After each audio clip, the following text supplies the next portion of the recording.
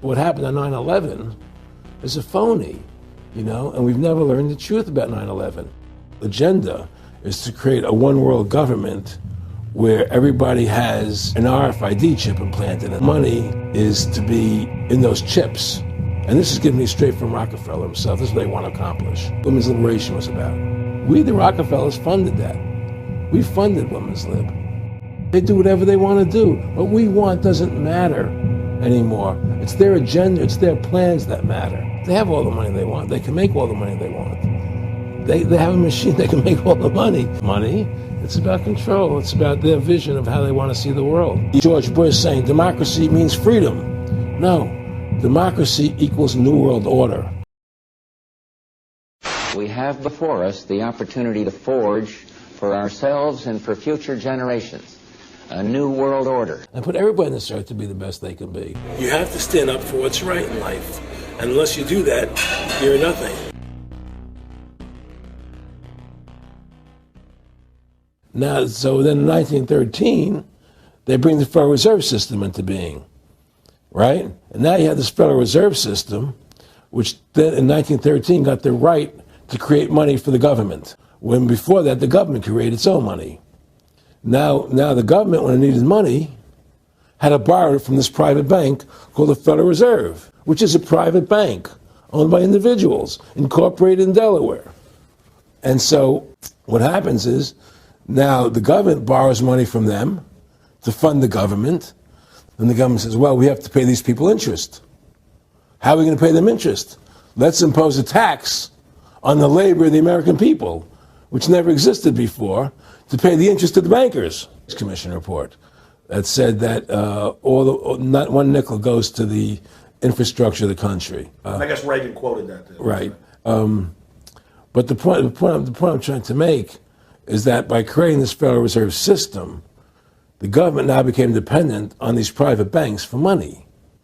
And they started taxing us, you see. And so now what happens is that 35, I believe it was, Social Security started. And they gave Social Security cards, said not to be used for identification, the Social Security number right on the card, right? And through Social Security, they started deducting money out of your paycheck. That was the first time they were ever could take money out of your paycheck, because people agreed to it because they thought it was going to their retirement fund. And so then when they instituted the income tax again, they started taking money out of your paycheck because Social Security could do it. And then they could do it again. You see what I'm saying? Now they've even taken control of the tax payment itself. I mean, literally like you're a slave. They're taking it right there when you make it. Exactly. They don't even trust the public enough to send them a check. Yeah. Right. So they take it out automatically because they know people aren't going to want to pay it. So what's happened is that through the implementation of the Federal Reserve System, the government has become vested in these bankers, and they get their money from the bankers. And so then they impose a tax on us, which makes us more slaves, makes it more difficult for us to survive, right? Giving them more profits. And now what's happened is that through the Federal Reserve System, the bankers have pretty much taken control of our government. It doesn't matter Republican and Democrat anymore, because they're both the same. Neither one of them are talking about shutting down the Federal Reserve System or stopping the payment of taxes, or any of the big issues that face Americans, right? So I had a friend, Nick Rockefeller, okay, who was one of the Rockefeller family. He, when I was running for governor in Nevada, he came to me, introduced himself to me through an attorney, and we became friends. We started talking about things. I learned an awful lot from Mr. Rockefeller. And one of the things that we used to talk about was the ultimate plan of the banking industry, what they wanted to accomplish. And the goals of the banking industry, not just the Federal Reserve System, but the private banks in Germany and England, all over Italy, all over the world, they all work together. They're all central banks. And they're all part of the Communist Manifesto. Central banking is one of the major planks of the Communist Manifesto. We talk about America being a capitalistic country, but yet at the same time we have a central bank that plans everything for us, right? And the graduated income tax is another plank of the Communist Manifesto, right? So right there you have two major planks of the Communist Manifesto that have been brought in because of the Federal Reserve System, okay? So the ultimate goal that these people have in mind is the goal to create a one world government run by the banking industry, run by the bankers, and they're doing it in sections. The European currency, the euro, and the European Constitution is one part of it. Now they're trying to do it in America with the North American Union, right? And they want to create a new currency called the Amero, right? And the whole agenda is to create a one world government where everybody has an RFID chip implanted in them. All money is to be in those chips, right? There'll be no more cash. And this is given me straight from Rockefeller himself. This is what they want to accomplish. And all money will be in your chips. And so instead of having cash, anytime you have money in your chip, they can take out whatever they want to take out whenever they want to. If they say you owe us this much money in taxes, they just deduct it out of your chip digitally. Total control. Total control. And if you're like me or you, and you're protesting what they're doing, they can just turn off your chip. And you have nothing. You can't buy food.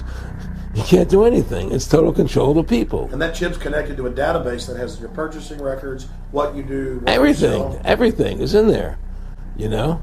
And so they want a one world government controlled by them, everybody being chipped, all your money in those chips, and they control the chips and they control people. And you become a slave. You become a serf to these people. That's their goal. That's their intentions. Think about when you met Rockefeller, how it happened in these discussions.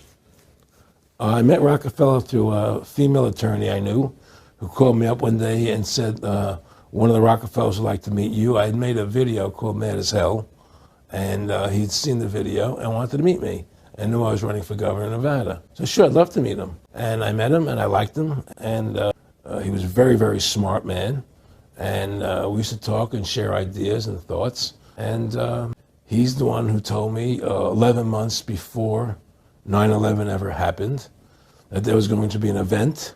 Never told me what the event was going to be, but there was going to be an event. And out of that event, we were going to invade Afghanistan to run pipelines from the Caspian Sea. We were going to invade Iraq, you know, to take over the oil fields, establish a base in the Middle East, and make it all part of the New World Order. And we'd go after Chavez in Venezuela. And sure enough, later, 9/11 happened.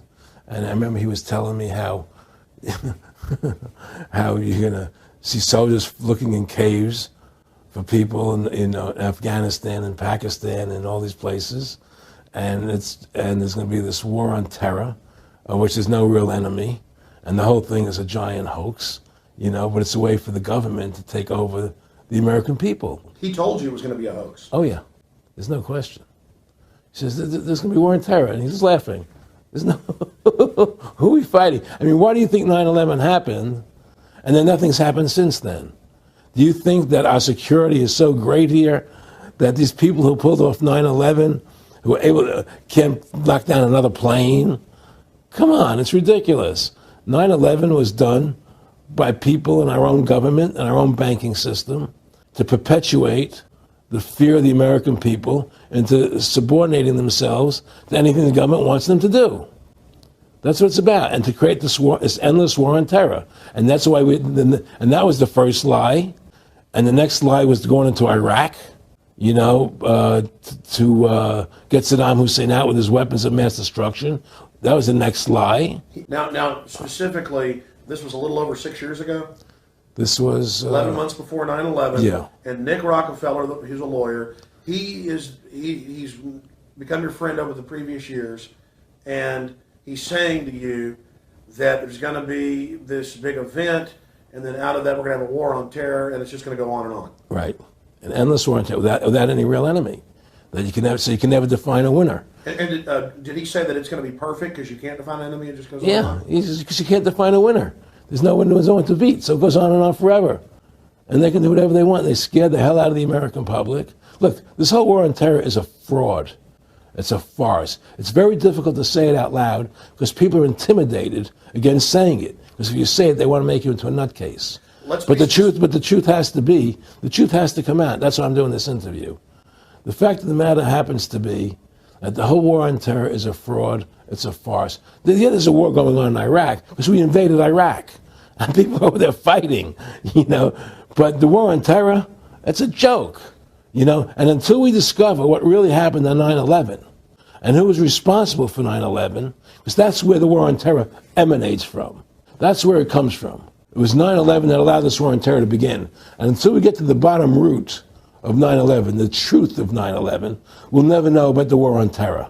Aaron, you said that he was, and I think it's important, and I know this about the Rockefellers from Dr. Dennis Cuddy and many others who literally, you'll be 20 years old in a lunch line at college, and no, it's David Rockefeller. And they're experts at recruiting and getting what they call players, and that clearly he was, I want to make it specific and just get you to reiterate what you said last night about you got 30% of the vote, you were having an effect, you made mad as hell, they knew that you'd started the Constitution Party, they knew that you were somebody who was taking action and getting things done, you'd already made some big films, had a lot of other successes, right. So they were trying to recruit you, and didn't it come down to the point of, hey, we are here to recruit you, and don't worry, your chip's going to say, don't mess with us, this guy's don't touch. Yeah, yes, that did happen. I was definitely being recruited, but it's more subtle than that. Well, in your words, just go through the process, and then what he said. Well, what it is remember, we were friends, and we used to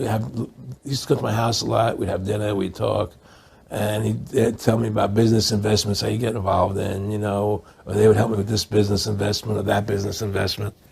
And was I interested in joining the Council on Foreign Relations? I would have to get a letter to join them, but was I interested in that? Just stuff, leading you on. And I used to say to him that I never really did that because that wasn't where I was coming from. As much as I like you, Nick, your ways and my ways, we're on the opposite side of the fence. I don't believe in enslaving people, And he would come back with, oh, I do? Well, it would be more like, It's better for them. Well, it's more like, how do I put it? It was like, what do you care about them? What do you care about those people? What difference does it make to you? Take care of your own life. Do the best you can for you and your family. What do the rest of the people mean to you? They don't mean anything to you. They're just serfs. They're just people. It was just a lack of caring.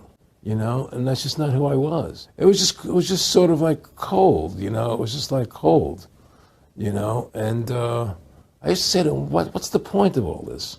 You have all the money in the world you need, you have all the power you need, what's the point? What's the end goal? And he said the end goal is to get everybody chipped, to control the whole society, to have the bankers, the elite people, the bankers and some governor controlling the world. And I said, do all the people in the Council on Foreign Relations believe this way you do? He said, no. Most of them believe they're doing the right thing. A lot of them believe it's better off being socialistic. He would talk, and he started laughing. He said, Aaron, what do you think women's liberation was about? And I said, I had pretty conventional thinking about it at that point. I said, I think it's about women having the right to work, getting equal pay with men, just like they won the right to vote, And he started to laugh. He said, you're an idiot. And I said, why am I an idiot? He said, let me tell you what that was about. We, the Rockefellers, funded that. We funded Women's Lib, And we're the ones who got all over the newspapers and television, the Rockefeller Foundation. See, the whole thing is these people control the money, so they make all the rules. You understand? And they put whatever rules they want into effect. And the truth is America has really become a socialist, communistic country. And everybody says it's a capitalistic country. It's not a capitalistic country. How can it be capitalistic when you have a central bank? That's the first. It can't be. It's a planned economy. It's a planned economy. It's a phony. If they want to create prosperity, they just print dollars. They just make dollars or put digits into the economy, and then now you have prosperity. You don't have real prosperity. You don't have real manufacturing. You just have money being injected in. It's an infusion of credit, which only makes the government go into more debt. Into more debt. It's very poison to our country. Of course it is. It's poison. Whoever makes the money makes the rules. Rothschild said that. And they make the money. Why are we allowing these private bankers to make the money for our country? It makes no sense. Why are we paying interest to these banks to make money for us when the government can do it itself without paying interest? And without all that debt, there's no answer to that question, and it's the question no politician will raise. Everybody talks about America's debt, how much debt we're in. We're in debt because we have to borrow money. But we don't have to borrow money. They designed it so we go into debt. Exactly. We can create the money and back it by gold so they can't create too much of it, so you don't have the inflation. And do what the founding fathers gave us. But instead, the bankers make the money, they control the government, they buy the politicians, they tell us who gets into office. You have computer voting, that's a fraud. They do whatever they want to do to us. They do whatever they want to do to us, and it has to stop. My friendship with Nick Rockefeller was one where we expressed ideas to each other and thoughts and philosophies, and he wanted me to become part of what they were doing, and for me to become a member of the CFR, and offered various business opportunities for me to get involved in, and for me to not take up the fight or the battle that I've been taking up in the past, to drop that idea, because what was the point of my fighting for the people? I was a guy who was very successful in the movie business, and I saw the truth of what was happening. I tried to express it to the people, and rather than having me express it to the people, they wanted me to join their side because I was a mover and a shaker, and rather than me opposing them, to join them. It was real simple, and he tried to recruit me into that situation, and I didn't go for it. Did he get angry when you didn't go for it? No. And, it's like, I remember one time he said to me, you join us, so you have an ID card, Aaron, you have a chip, and your chip will say KMA on it. And I said, what does KMA mean? He said, it means kiss my ass. And anybody stops you, a cop or whatever, and you show them your card or your chip, and they'll know to leave you alone, because you're one of us.